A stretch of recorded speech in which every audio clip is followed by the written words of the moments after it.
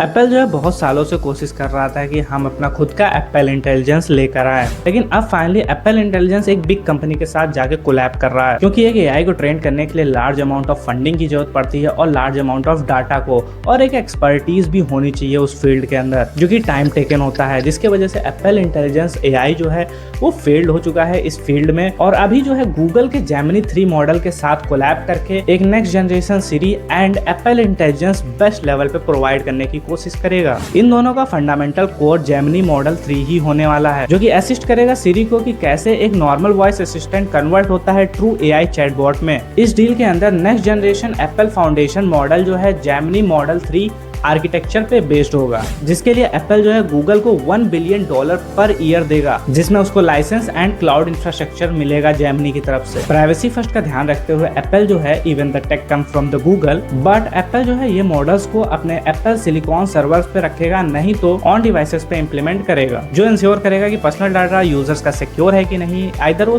Google को भी share होगा और वहां पे आपके जो एप्पल सिलिकॉन सर्वर है वहां पर भी स्टोर होगा। Why Gemini? एप्पल ने कंडक्ट किया है extremely internal testing against OpenAI of ChatGPT model and Anthropic का क्लाउड एआई विथ गूगल का Gemini 3 model, and they determines that Gemini 3 provides best multi model capabilities. जिससे ये पता चलता है जेमिनी 3 का जो मॉडल है understanding the context of text, images and voice, and ये सारी चीजें मिला भी देंगे तो भी ये बेटर अंडरस्टैंड दूसरे एआई से कर सकता है। That's why Apple choose Gemini 3 model. तो फ्यूचर में न्यू सीरी फीचर्स क्या रहने वाले हैं? Back and forth dialogue. इसका मतलब है कि सीरी जो है हैंडल कर सकता है follow up questions and conversational context को विदाउट कंफ्यूजन ये समझ सकता है। न्यू सीरी जो है स्क्रीन अवेयरनेस के साथ आएगा, जिससे सीरी को एक कैपेबिलिटी मिलती है जिससे आप कोई भी क्वेश्चन पूछेंगे ऑन स्क्रीन डिवाइस वो परफॉर्म करेगा एंड टेक एक्शन कर सकता है। Third one, content creation. आप जाके डायरेक्टली सीरी से आस्क कर सकते हैं कि हमारे लिए ये इमेज जनरेट कर दें,